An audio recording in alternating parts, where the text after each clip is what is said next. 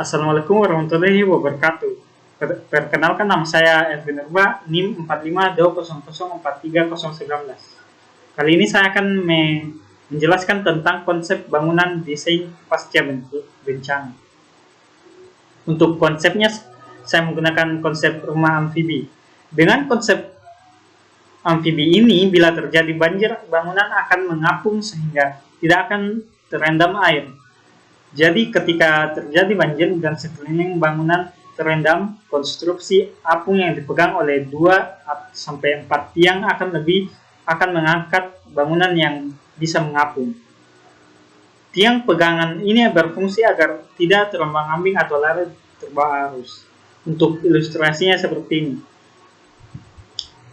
Bisa kita lihat di sini itu ada tanda air hujan, di sini hunian, di sini pengapung jalan lingkungan, di sini fasilitas umum, di sini penampung air juga. Untuk ini adalah kondisi ketika musim kemarau, dan ini adalah kondisi ketika terjadi hujan. Jadi ini adalah ilustrasi dari konsep saya. Untuk struktur bangunan amfibi, ketika terjadi banjir, konstruksi apung yang dipegang oleh 4-5 tiang atau lebih akan mengangkat bangunan di atasnya sehingga akan mengapung. Jadi strukturnya ini ada 8 bahan yang mengapung yang telah digunakan untuk mewujudkan arsitektur amfibi atau terapung. Yang pertama itu EPS, semacam gabus putih atau styrofoam. Yang kedua ada drum plastik. Yang ketiga batang kayu utuh. Yang keempat ada bambu. Yang kelima pipa PVC.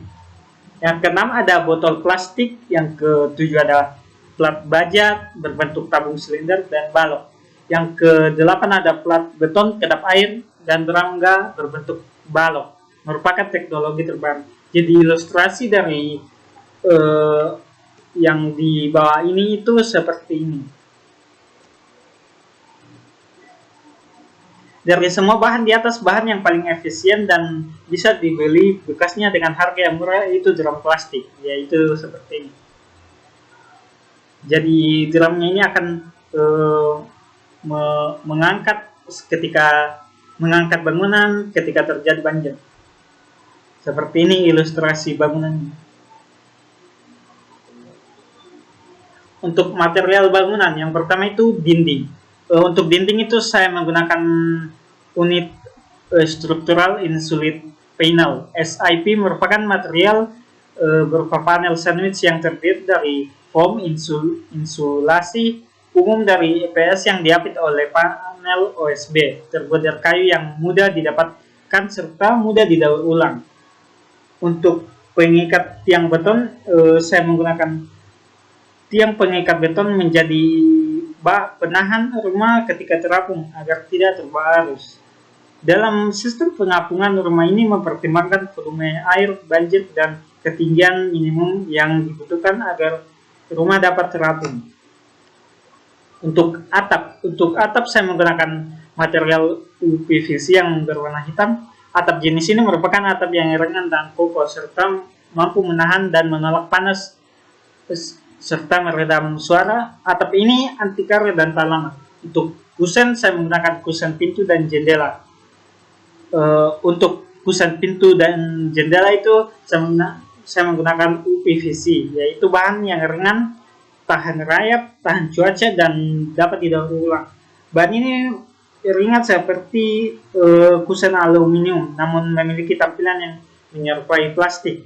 Material ini digunakan untuk pengganti metal pada bangunan rumah karena ringan dan kuat. Untuk penunjang itu, yang pertama itu penunjang bangunan. Untuk pertama itu ventilasi air atau pompa banjir. Fungsi pompa banjir adalah mendorong air banjir keluar dari daerah rumah.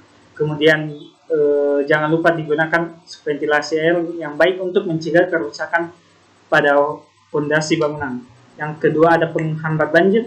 Dinding ini biasa kamu buat dari material beton atau bata. Selain itu jangan lupa untuk tetap merawat dinding penghambat banjir ini, karena dinding ini telah menjadi tameng pertama pada bangunan yang sering terjadi banjir. Ya, baik, sekian dari hasil presentasi saya. Mohon maaf jika ada salah kata. Terima kasih.